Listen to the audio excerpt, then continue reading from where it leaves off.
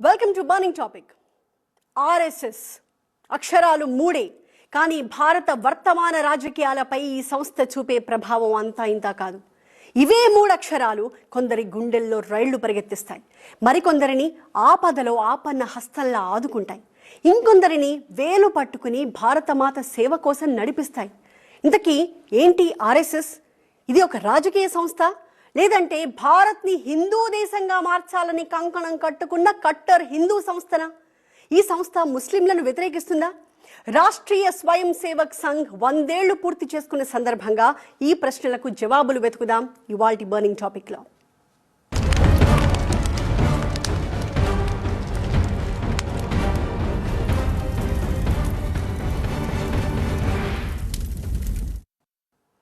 దేశానికి బాహుబలి, ప్రధానిగా హ్యాట్రిక్ కొట్టిన ధీశాలి, ఆధునిక భారత చరిత్రలో తనకంటూ ఒక చాప్టర్ రాసి పెట్టుకున్న ప్రజానాయకుడు నరేంద్ర మోదీ.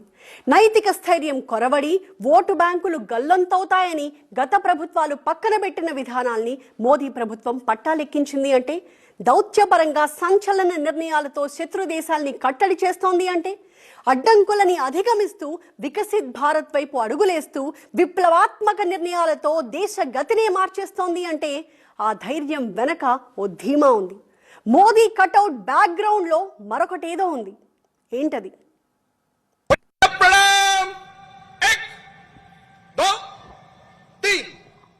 నమస్తే సదా వత్సలే మాతృభూమే. కర్త కర్మ క్రియా నేనే, నన్ను నడిపించే ఆత్మ మాత్రం వేరే అంటూ తన వెనకున్న ఆర్ఎస్ఎస్ ధ్వజాన్ని సగర్వంగా చూపించారు ప్రధాని మోదీ.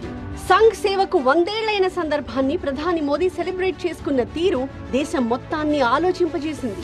ఆర్ఎస్ఎస్ శతాబ్ది ఉత్సవాల్లో మోదీ ప్రసంగం ఒక విషయాన్నైతే స్పష్టం చేసింది. స్వాతంత్ర్య పోరాటంలో ఆర్ఎస్ఎస్ పాత్ర ఏంటని నిలదీసే వాళ్లకి జవాబు చెప్పడమే కాదు, ప్రస్తుత ప్రభుత్వానికి కూడా సంఘ్ నైతిక బలమే ప్రధానమైన తోడు అని చెప్పకనే చెప్పేశారు. మాలూమ్ తెరకు మేరే పీఛే కౌన్ హై అని స్వరం పెంచి ఓ సంకేతం ఇచ్చారు ప్రధాని మోదీ. జనరంజక పాలకుడిగా మోదీకొస్తున్న ఎక్స్పోజర్ ని అటుంచితే, పారదర్శక పాలన, కఠోర క్రమశిక్షణల వెనక దాగి ఉన్న శక్తి మాత్రం ఆర్ఎస్ఎస్ అనేది జగమెరిగిన సత్యం. నిన్నటి దాకా ఇదొక బహిరంగ రహస్యం. ఇప్పుడు the shadow behind Indian politics అని ఆర్ఎస్ఎస్ ప్రమేయం గురించి నేషనల్ మీడియా గొంతు చించుకుని చెప్తోంది.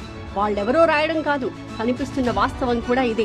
ప్రస్తుత మోదీ కేబినెట్ లో ప్రతి 4 మంత్రుల్లో 3 సంఘ్ నుంచి వచ్చిన వాళ్లే. మొత్తం 58 మంది బీజేపీ అమాత్యుల్లో 38 మందికి ఆర్ఎస్ఎస్ బ్యాక్గ్రౌండ్